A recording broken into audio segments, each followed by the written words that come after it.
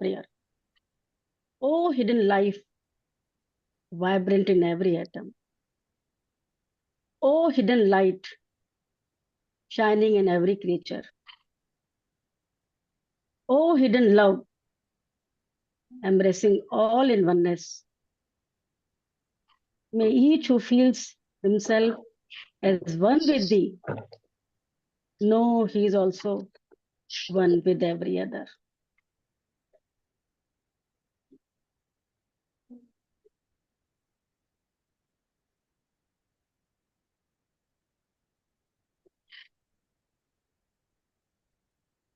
Now, I would like to introduce Professor Partha Sarangi ji.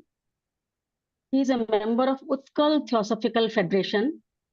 At present, he is working as a professor of English language in Balasore College of Engineering and Technology, Balasore. He is MA in English and completed postgraduate diploma in journalism and mass communication from Indira Gandhi Open University in 1998. He completed LLB degree from Utkal University in 2003 and obtained PhD degree in English in 2006 from Utkal University, Bhubaneswar, and did MBA in 2016.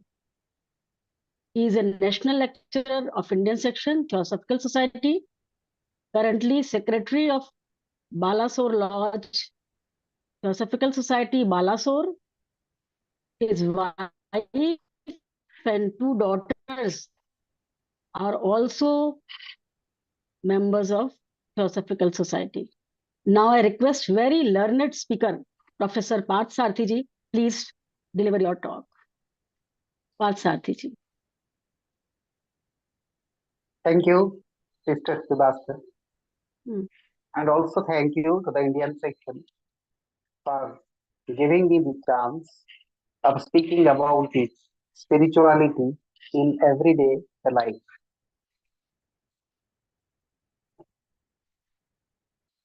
So when we are talking about spirituality in everyday life, we have to understand that what is this everyday life? The life which we are daily, every day, which we are living. So the day-to-day life which you are living actually is the life of the waking consciousness in which we are actually facing the practical life and everyday facing different type of situations. And in this everyday life, the way we act, the way we are reacting, the way we are involving ourselves with different type of situations, dealing with the people, really is the acid test of the spirituality. Practically that we are expressing in our activities. Learning something from book is a different thing. But after learning it, then internalizing the values, then incorporating it in the everyday affairs of the life, practically make a person a real spiritual person. A real spiritual person is not a person who remains in seclusions, doesn't involve himself with the activities of the life, and confine himself only with the books. That cannot give us a seasoned spirituality personality. So we need to understand, realize to some extent, to express in our activity what we learn. So that's the reason which we have today we are discussing a topic how in everyday life we have to incorporate our spiritual values. So the world which we are facing, we have to understand what is this world. And I think all of us know that this world which is visible to us as this world in which we are interacting is actually a perfect mirror. It is a beautiful mirror which is purely designed by the nature. And in that mirror, exactly we see the reflections of our inner approach and attitude. That is the reason for which, in a same situation, in a same circumstances, or in a same particular period, different type of people having different type of outlook have different type of experiences. A person having a saintly life, even in case of so many type of problems, he enjoys the beauties of life. So all these day-to-day activity that we are living, which we are facing, different type of people, and the way we are dealing with them, the way we are speaking with them, or the way we are also reacting mentally, emotionally, to some extent physically, all these things are the expression of the values of our personality. So our world we create, and the world we see, that is the reflection of our inner mind. So if the inner mind is good, if our inner personality is quite refined, if we have a high, very saintly type of approach and attitude to life, then the outer life also is going to be very much beautiful. And the people to whom also we are dealing, they also share the refined characteristics which is in our personality. They also to some extent come in contact with that. And whatever may be a person's personality, even if he is a scientist, he can see in everyday life different type of opportunity where he can discover the hidden laws of the nature. If he is a trader, he can go to the any situation where he can find out there are plenty of opportunities where he can make wealth. If he is a painter, he can find that the world is full of beauties and he need to reflect these beauties in his beautiful paintings. If he is a philosopher, then every situation he sees that how a particular idea, how a particular thought is ruling over the entire world. So it is the inner life which we are projecting to the outer. If the inner life is perfect, then the outer life will also be perfect. So the everyday life that you are defining, that this is the day-to-day life, this is actually is not the day-to-day life. This is the day-to-day life which we have already created by our own personality. This is the things which is automatically come out of our own inner and approach and attitude. So this outer world is an extension of this inner world. And we can find that every day we enter into different type of relationships. All the relationships that we make or break, that we turn or twist, that we tailor, or that we very often also modify as per our needs, is our own creations. It is true that when I entered into this world through a body, automatically some relationships are created. Someone's become my father, someone's become my mother, someone become my brother, someone become my sister. So they are quite automatic. And I enter into a wave of relationships. Of course, the relationships are not quite bad. They are quite good. They are quite natural. They are quite spontaneous expressions of our different situational needs. But the problem is that when we try to overemphasize any relationship, or when we try to create more and more relationships, so the relationships in which we are coming in contact, I must positively discharge all my duties. A spiritual person is very sincere to his duty. He does everything with absolute sincerity. He remains committed to his words. His life is a life of principle. He cannot say that all these relationships are artificial and I have no duty towards it. No. I have to do all my fundamental duties towards the relationships. As a husband, I need to take care of my spouse. As a father, I need to take care of my children. As a son, I need to take care of my father. As a friend, I need to take care of my friends. That is quite good. But the problem comes at times when we become extremely emotional, when we become develop certain type of attachments. So these overemphasizing relationships, getting too much emotional about it, and developing a deeper attachment to it is the real problem that binds me, that gives me a lot of suffering. And this is also difficult in the sense that simultaneously I have to do everything. I have to discharge all the responsibility of it. I have to take care of my father. I have to look after to my spouse.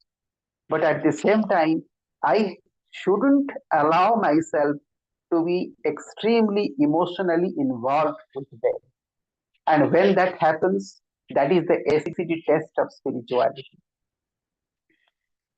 So in the entire episodes of the life, right from beginning, when we started the journey of life, up to the end of our life, the relationships that we enter, some are sweet and some are bitter. They become sweet and they become bitter. It is because of our own mental approaches. Because practically no relationship either is sweet nor they are quite bitter. They exist because of some time creations. Our mind defines them as bitter. Some relationships become questionable to us. We question it, we twist it, we turn it, we define it. We could write so many type of dramas on that. We write so many type of poems on that. And here there is a reminder that all these relationships are nothing. They are the time creations. They are the spontaneous expressions of different type of situation. And as a spiritual person, I must be very much alert that no relationship is going to bind. Nothing is going to hinder. Nothing is going to attach me. I am absolutely a free man, a free person. And when, after repeated efforts, out of deeper introspections, out of 100% willpower, I can able to do it. That gives a beauty to my life. It adds beauty to our lives also. We enjoy the beauties of life without being bothered about all these developments. This thing also we should also always remain in the day-to-day events of our life. And what kills the beauties of life? What is the reason at times life becomes miserable? Many people, they have experienced they have a very bad experience of life. And to some extent this happens because of our wrong approach. I think a person who is more ambitious, he faces more difficulties of life. It is the ambition that brings suffering. And the more we are ambitious, the more we suffer. So therefore, we should have a vision of life. We must have a grand vision of life. That is quite good. But we should have no ambition in life. The ambition breeds jealousy. It breeds frustration. It creates certain type of insecurity. It makes me subject to so many type of conditions. So that is the reason for which the great being like Jiddu Krishnamurti always has advised us that kill your ambition. Without killing ambition, we cannot go further in the path of spirituality. We have to totally remove any ambition in the life. We should be a person with no ambition, but with a grand vision. So vision is quite good. And what is this ambition? This ambition mostly either imposed upon us Society very often impose that upon us because of the socialization process, or this ambition is a natural creation of my desire. Any type of materialistic desire that make me ambitious to achieve certain type of things. So either it is a expression of my desire or it is a social imposition, whatever it may be. I must be cautious that I should not be having any type of ambition in life. An ambitious man, to some extent, is also a selfish person. Why? Because every time, every situation, he simply tries his best to satisfy his ambition. And we have seen in certain dramas of Shakespeare that how ambitious person, apart from his good qualities, also his life is a great tragedy. If you look at to that play, Macbeth, we understand that how over ambition makes a great, you can find a person into a villain also. So we have to kill our ambition first. Being a spiritual person, we have to totally remove an iota of ambition from my mind. I have no ambition. I'm a free man. When I have no ambition, I'm a free man. And a free man is absolutely liberated person. He is less subjected to suffering. He is not interested to participate in any type of competition. He remains in a state of calmness. So that type of calmness, that type of stillness, I also should try. I think we also should try to incorporate in our everyday life. Life has become today hectic. You can find today, right from a 5 years child up to a person having 70 years of life, we all have today become busy. Metros has become extremely busy. The world is getting extremely hectic. All are getting professionally entangled in their respective careers. This happens because of we all have become over ambitious. Because of this ambition, we have wars. Because of this ambition, we have conflicts. Because of this ambition, we have so many type of struggles in life. So day-to-day life will be beautiful when we have no ambition in life. Then if you look another perspective, that how our everyday life has become miserable, it is because maybe everything we want to happen in every time, they do not happen as per our intentions. Very often we try our best that I have to plan something. There is nothing wrong to plan something. We all are also planning. Planning is a good thing. We should plan to beautify our life. We should plan to incorporate how to incorporate great values in the life. But the difficulty arises when I think that everything is going to happen as per my plan. Or if I want that everything must happen as per my own calculations. So this is another thing. We can find that in the day-to-day life, nothing here happens as per our own plan, as per our own expectation, as per our own calculations. Nothing is here going to happen. So if you try to be extremely focused on our planning within the rigid lines of our routine, if you try to make our life, that is also going to make our everyday life miserable. I must have a plan. There is no wrong about that.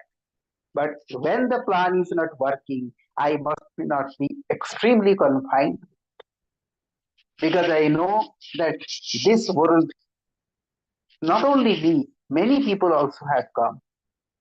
Highly talented people also have come. Great emperors also have come. Great philosophers also have come. But they are also unable to regulate everything. Nothing is going to happen as per my own dictate.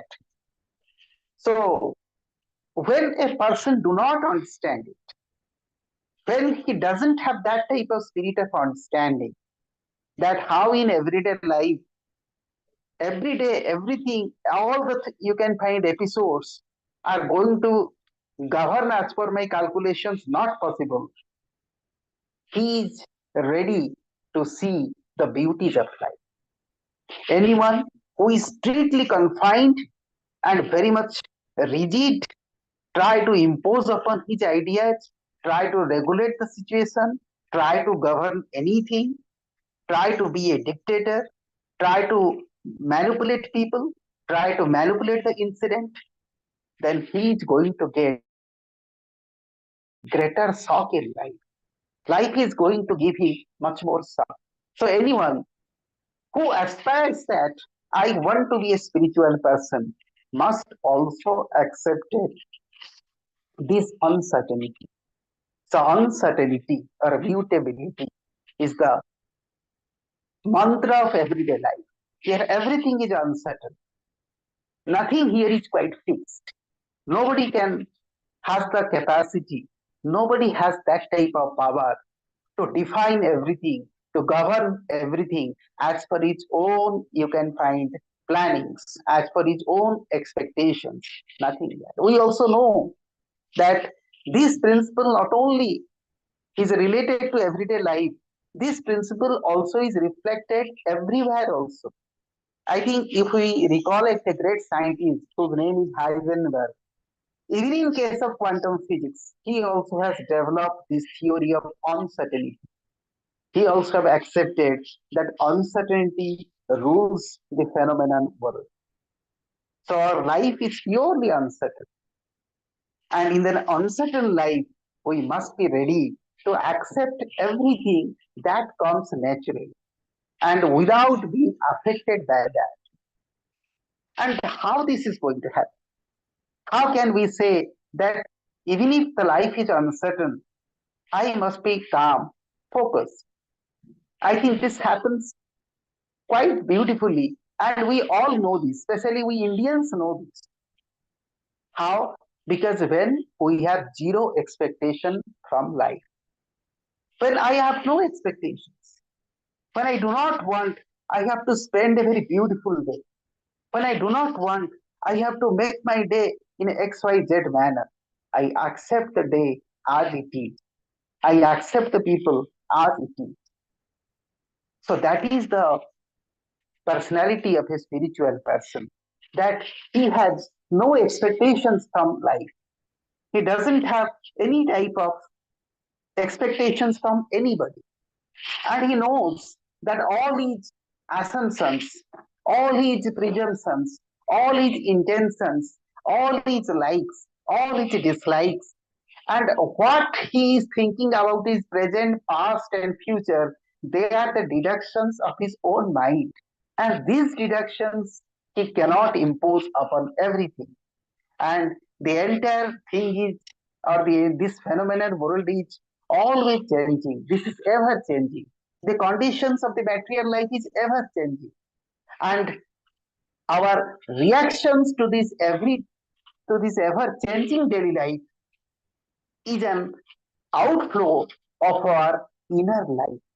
If our inner life is a wise one, if our inner life has a perfect spiritual understanding, we accept this changing environment with a zero expectations. Then how the knowledge of theosophy is helping us to maintain this day-to-day life. So the knowledge of theosophy practically beautify our daily life. And as a true theosophist, if we spend everyday life, we are likely to have to be less affected by some negative developments. As we know that each life is a continuity. Every life is a continuity. When my soul enters into a body and it comes to a phenomenon world, he actually starts the things which he has left before. So every life is a continuity. And what is going to happen to me, which I am thinking is negative, which I am thinking is wrong as per my own calculations, may not also be wrong. At times, Life gives us so many type of so-called negative shocks. And I should say these negative shocks are nothing. They are the bitter capsules. And these bitter capsules, the more we take in a positive manner, the greater it is going to help me. The greater it is able to cure certain type of disease, internal disease, which also I am suffering. So every life is a search for happiness. And it is our wrong things, our because of our wrong intentions or because of our ignorance. Very often we search happiness in the materialistic life. And because of this searching of happiness in a materialistic life, our life becomes miserable. But a spiritual person understands that. He knows that no amount of wealth is going to make him happy. He knows no power, no sensuality actually can give us certain amount of happiness. Happiness is hidden within me. Practically, I am already perfect. I am the Mr. Perfect person. And when I intellectually understand that, that is not going to help us. I have to realize it. And realization comes when I 100% focus my activity for the internal development. And that happens when I am less affected by the outer development. When I am not searching for happiness in any type of material objects. The voice of silence, it says that listen to the song of life. So, what is the song of life? So, every life is a song, but we do not listen that. Our life becomes prosaic. We remain busy in our activity. But once we meditate, deeply we look to our own life. We can think that certain type of things are again and again happening to me. And when these are happening to me, it is forcing me to go to a certain type of things. It is always telling me to adopt certain type of things. And this is the song of life.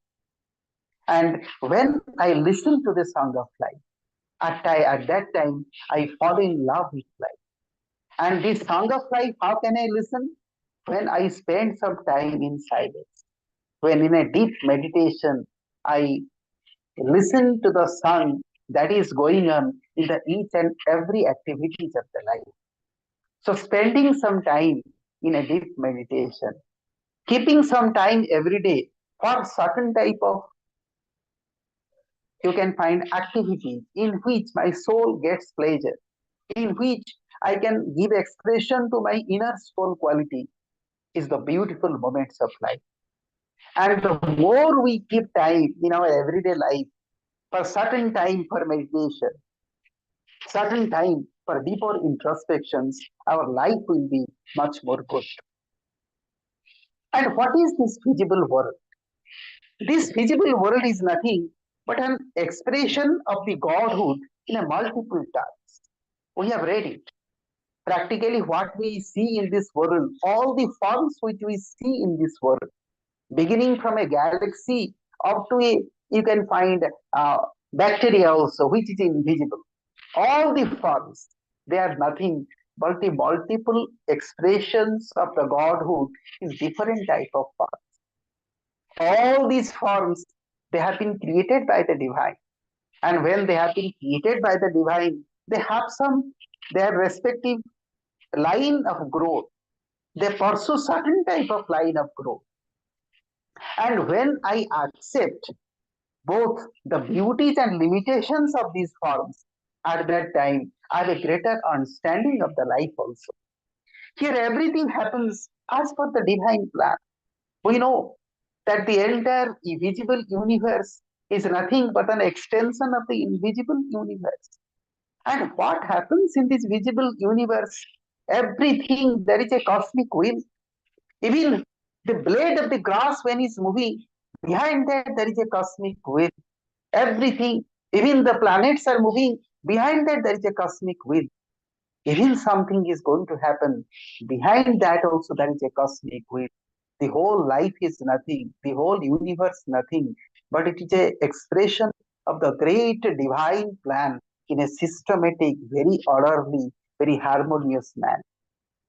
And a spiritual person, when he has that understanding that this entire universe is nothing but an unfoldment of a particular divine plan, at that time his life becomes extremely beautiful. He never faces any type of problems in life. Why? Because he accepts that every life has certain type of duty. I have to pass through certain type of process, and I am not subjected to certain things which I can define as negative, certain things define as positives. I have to go through every process without getting myself involved in that, without having any expectations with that, having love for everybody, compassion for everybody. I have to face this daily life. And today we also have seen that even the science also has discovered that the laws which we define are very fundamental are also not always fundamental. What we see in the surface of life, they are the secondary laws or the sub-secondary laws. Even if you ask to the most fundamental laws of the science, that is called gravity, electromagnetism, strong force, weak force.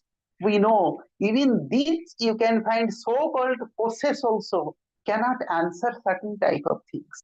We know that in the space, certain thing happens which is beyond our calculations, where no mathematics works, where no physics, chemistry, science law operate.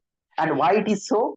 It is because that what we derive or what we have created, the so-called knowledge, they cannot answer to the deeper things of life.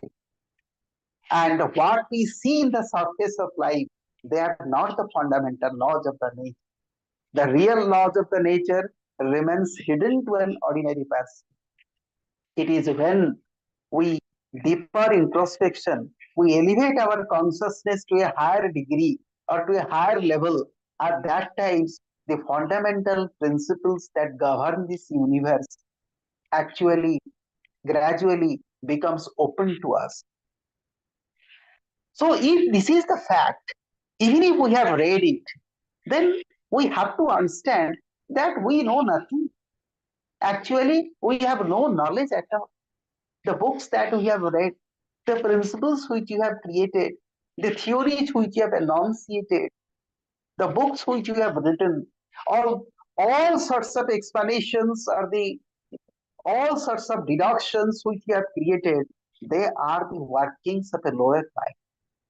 And when that happens, the science of spirituality dawns in us. At that time, what happens?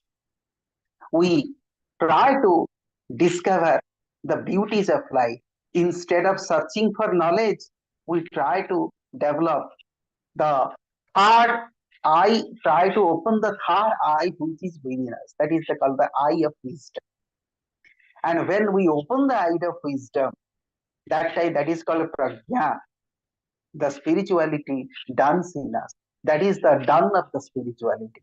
Gradually, the secret doors in a slowly and steadily, it unlocks that gate and we try to enter into that secret road to discover the hidden laws of the nature. So everything in the material life is subject to conditions. We all know everything is subject to condition. Here nothing is unconditional. I cannot change my name. That is also subject to conditions. I have to go to a I have to go to a particular I have to go to a I have to go to a particular court or I have to rectify certain type of certificates. If I want to change my name, even I cannot change my name. All the relationships are subject to conditions. When relationship becomes unconditional, they die. Even if the very matter I will say, even the very matter also, I think in this visible world is subject to condition.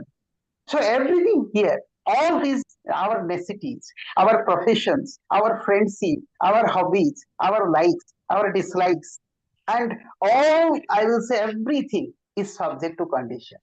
And when the more and more conditions are going to be imposed, life becomes miserable. And how we can get beauty in life? When we try to decondition, when we try to uncondition. So everyday life definitely is a life of condition, but we have to face it in an unconditional manner. Our mental approach must be unconditional.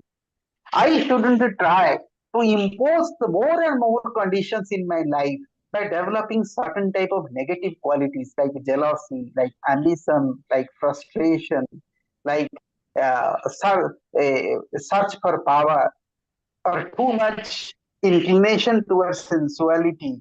That is going to impose a lot of conditions in the life, which is already in certain type of condition. Everyday life is a life of condition. And when the life becomes conditioned, it becomes mechanical. It loses its beauty. It loses its sweetness. And it becomes very much like a robotic, like a robot. We wake up in the morning, we go to a office, and we do our activity. Truly, if you want to be a man, truly, if you want to enjoy the beauties of life, then internally we have to decondition ourselves, or we must have an unconditional approach to life. If we can incorporate this unconditional approach to life, so our life will be very much good. But how can we make this life unconditional? Easy to say. But what is the principle that we should follow by which our life can be unconditional? One of the easiest way is to have compassion for everyone. Compassion is a sign of unconditioned personality. I have compassion for everyone. Even if the tree which is there, the grass which is there in my garden, I love it. Even if the moon which is shining in the sky, I also love it. Even if the enemy to whom I say, people say that he is my enemy, I do not accept that. I also think good of him. So when I have selfless love, when I have deeper compassion, then I am an unconditioned person. And love is the magic key that make life from condition to unconditioned. And when love happens, then faith begins. When there is a love, there is a faith. The more we have faith in life, the more we have love in life. And the more we have love in life, the more we have compassion in life. And when we have more compassion, more faith, more love, we also have naturally more willpower. And when we have more willpower, then we have access to greater beauties of the life. We can completely decondition ourselves from all the conditions that are automatically imposed upon us. So, what we are today, if we decide it from a scientific perspective, what we are today, it is the result of 3 million years of genetic evolution. Science say that the present stage in which we are today, that is the outcome of 3 million years of genetic evolution. So before 3 million years, we all were in stars. It is said by the genetic engineering that that our entire origin is in the stars. So once upon a time, we are the pure energies in the star. And because of this evolutionary process, we got a body. And from this body, we got a mind. And this mind, primarily the lower mind, that troubles us, that gives us a lot of suffering. Then slowly and steadily, we develop an higher mind. The same mind which is a slayer of truth that subject me to all sorts of torture, the same mind becomes a magic key that opens the doors of psychic world to us. And through this higher mind, I enter into the sacred valleys of the spirituality. And there I come in contact with the divine. So what I'm trying to say that practically we are not bodies. All our bodies is a wrong expression of our personality. I think everybody is a wrong expression of the soul. The soul is beautiful. It is forever shining. It is so beautiful that we cannot imagine. But when we see a soul through a body, that appears different to us.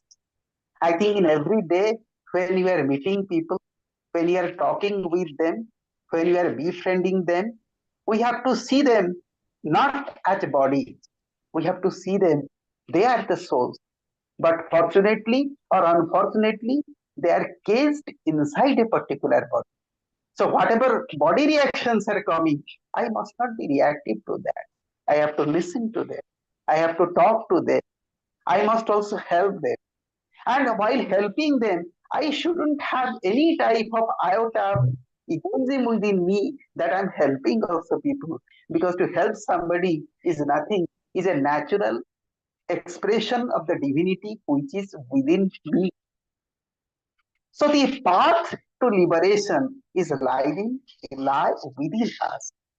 In our daily life, everyday life, we also should try to see that path towards liberation, how I can just walk in that particular path.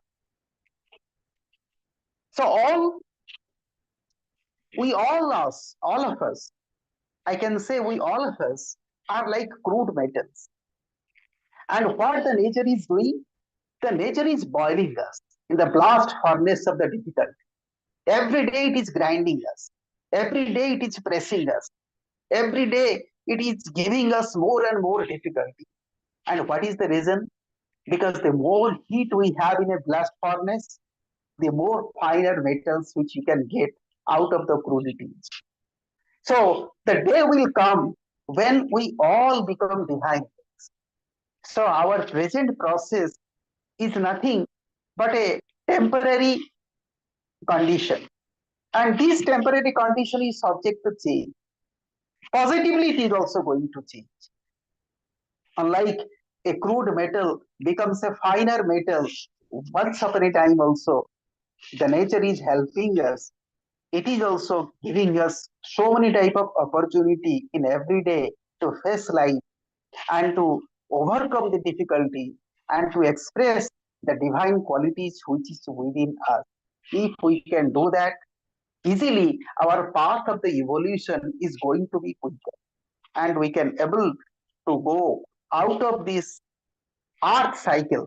And this earth cycle is nothing but it is constantly, it is a painful process. I think every soul when he comes to this earth, he faces more pain. Of course, the word pain is wrong, I can say, because there is nothing pain, but we call it a pain because we do not have the understanding of that greater happiness. And it is a temporary episode. We all have to pass through that temporary episode.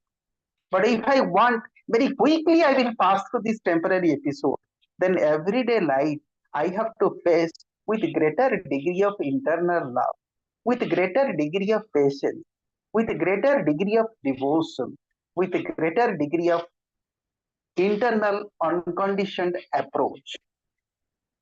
So this whole universe, I will say, is nothing but a divine romance also. If you see our day-to-day life, it is also nothing. I can say it is an entanglement.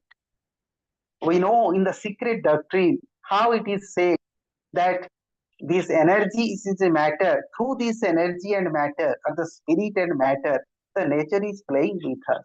And this entire cosmos or this visible world is nothing but a divine romance. It is romance of spirit with matter, or matter with spirit.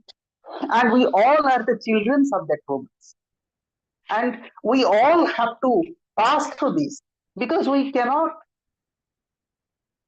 totally isolate ourselves from this great life force. We don't have that type of ability, whether we like or we dislike, whether we want or we do not want. I have to pass through this particular path. And it better happens when I really understand that I am nothing but a bubble in the great sea of eternity. Like a water bubble, my body may evaporate at any time. If we look to the life of a planet, I will say from a scientific perspective, if I see the life cycle of a planet and if I compare it to a space time, the life cycle of a planet is less than 5 minutes. If I compare it to the space time, and if I compare my life, I think it will be less than an attosecond also. Our life is nothing, but they are the temporary creations of time, that the time creation. And the everyday life that is also which you are dealing, I will say that how quickly it is happening to us, how quickly we are passing through that. And this passing will be easy. These examinations which were appearing every day, that what we have internally done will be easy when internally we will be a good student of spirituality. When internally we have to internalize the greater values that is called selfless love. So the what are the magic moments of life? If we deeply introspect in our life also, what are the magic moments? So our magic moments of life is not the wealth which you have earned. It's not our pride. It's not our ego. And what is the magic moments of life? The moments of life when we love somebody, the moments of love. Or when in a deeper meditation we become devotional. We have elevated our consciousness to a higher level. Or at any type of moment, spontaneously we get some type of higher thoughts that stimulate my body, that stimulate my mind. These are the golden moments of life. But these golden moments of life can become more and more available to us if we maintain greater degree of silence. So in everyday life, we must have some moments of silence. And what is that silence? Spending some time in a deep meditation or not participating in the actions and the reactions of everyday life. When somebody is reacting, we shouldn't participate. A spiritual person never participate in these so-called actions and reactions. He remains totally neutral to it. So that type of neutrality is the starting point of this silence. So if we want to spiritualize our daily life, we have to understand this beauty of silence, and also we have to incorporate it in our everyday life. With this, I remain here. Thank you for listening to me.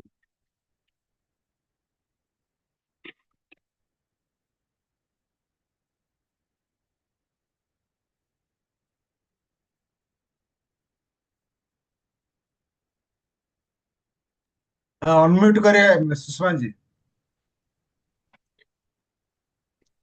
Thank you so much, brother. Since you are professor of English language, you have beautifully dealt with the subject in poetic manner. You have said that when we are treading on the path of spirituality, we are supposed to be very careful to deal with situation, people, and condition. And this is very beautifully you said. The world is a beautiful mirror in which we reflect our inner mind every moment. Thank you so much. Now, forum is open for discussion.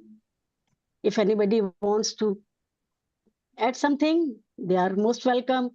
And if any query, they can ask from brother Parth Sarathi ji.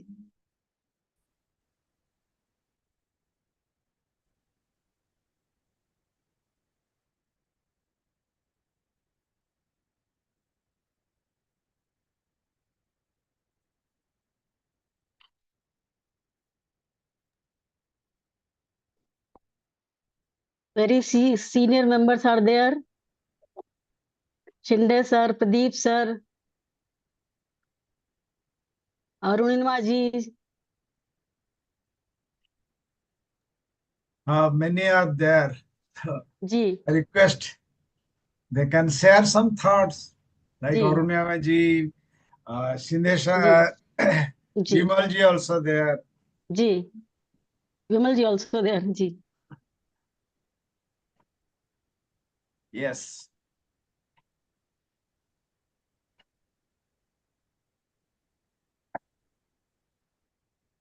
It's such a good lecture that there is so much to go over it again, because it is the deepest parts of esoteric philosophy, and our aim, entire aim in our life is in this lecture. I just wanted to share something that I read recently, because I'm studying Geoffrey Hodson's writings. And in that, he writes that the biggest problem for every human being is the fantasy he has about himself. And an adept is a person who has no fantasy about himself. Now, this is very important, because even when we are in the spiritual path, we may imagine now we have become very calm, very peaceful, non-reactive. That is also can be a fantasy, because when we actually face some problem, then we'll know the truth. When things are going smoothly, we don't know about ourselves. But when there is a problem, then we know the truth about ourselves. So where we are, where we have to go, and what we have to correct still about ourselves. So there's an aspect of fantasy that is a भ्रम. अपने बारे में ही भ्रम है कि हम यहाँ तक पहुंच गए या यहाँ हम आ गए. तो an adept is a person who has no fantasy. Means he's totally reality oriented. He knows what he is at any point, truly. So this, I think, was a useful. That's all. Thank you.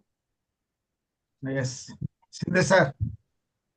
Yeah, I must congratulate Partha Sarathi. Very nicely you explained so many points you have given us.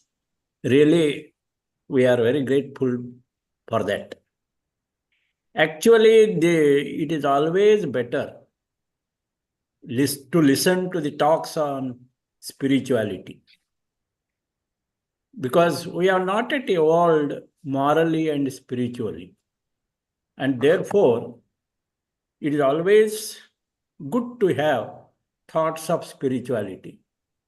Spirituality means immediately we imagine spirit, consciousness, chitta vritti, nirodha, and all that.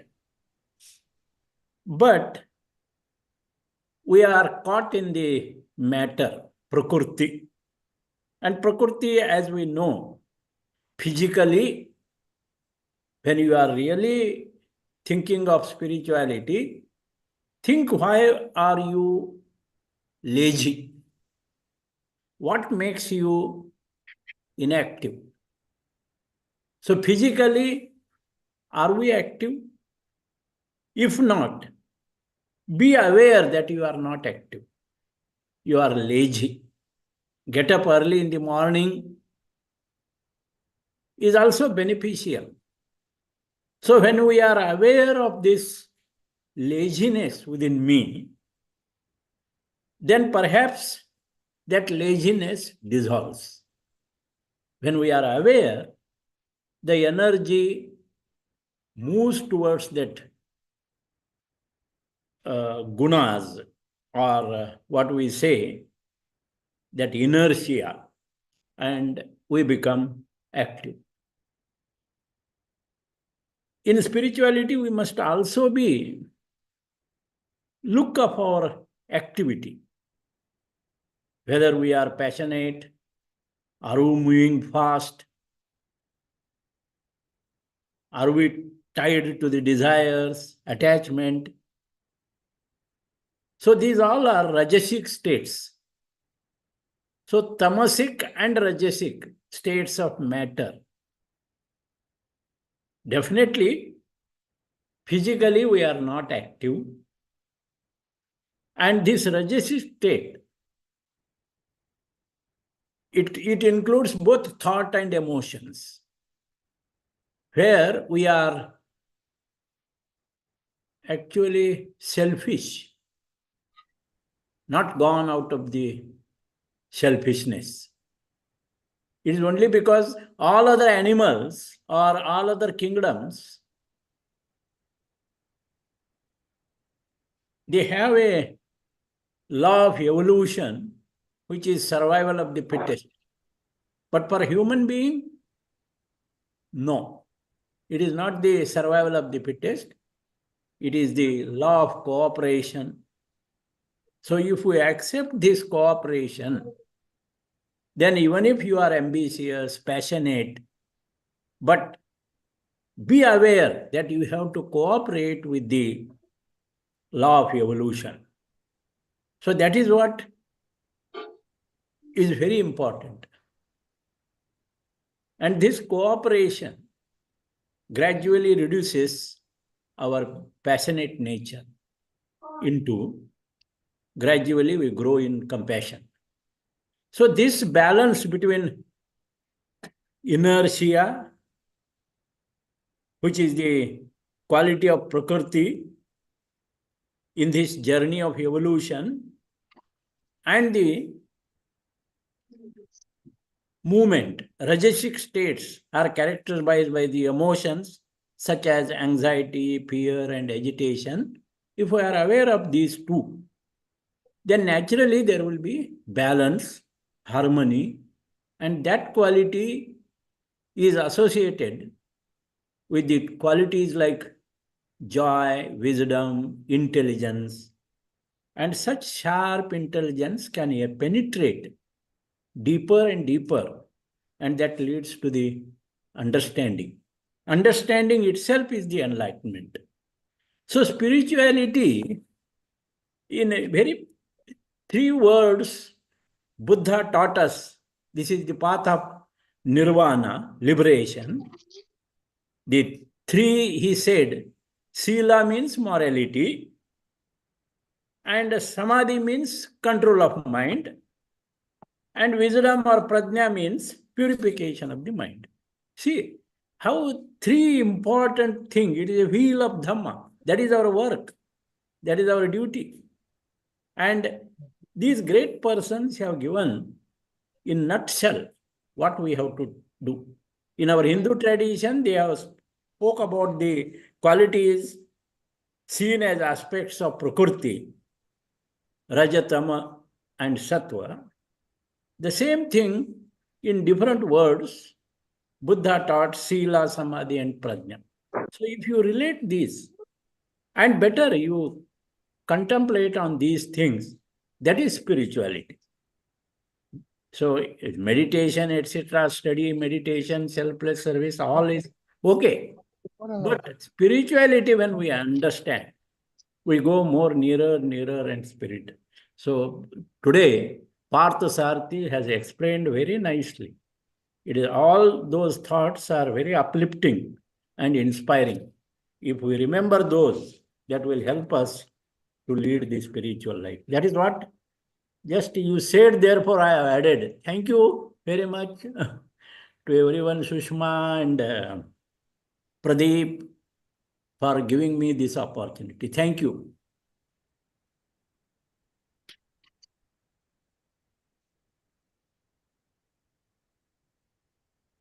Deep sir, do you want to say something? No, I can close it. Time is up. Okay, okay.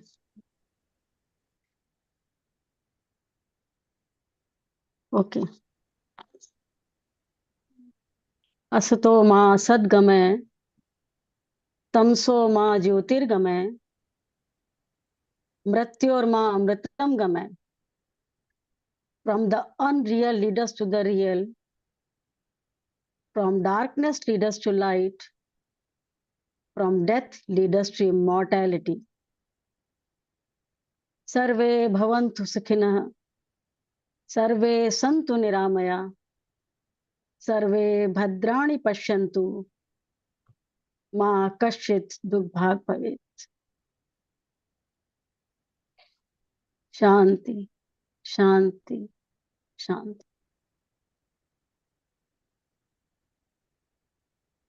Thank you for joining. Thanks.